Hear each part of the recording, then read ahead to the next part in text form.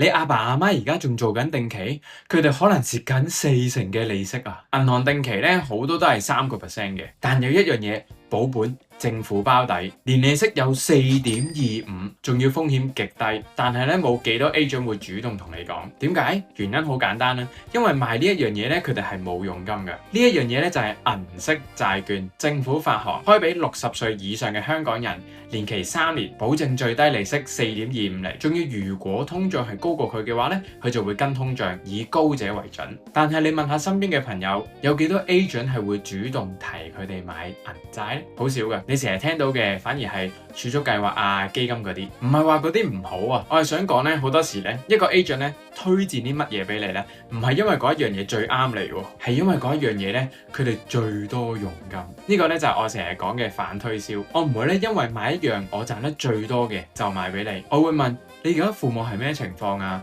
係做緊定期啊，定係銀債啱佢咧？邊一樣嘢佢着數啲咧？如果你阿爸阿媽或者你屋企有60歲以上嘅長者，記得去睇下銀色債券，唔使揾我㗎，自己去銀行或者去牛牛都可以搞到㗎啦。我唔係想你幫襯我，只係想話俾你聽，原來有啲嘢咧係冇佣金咧就冇人講㗎啦。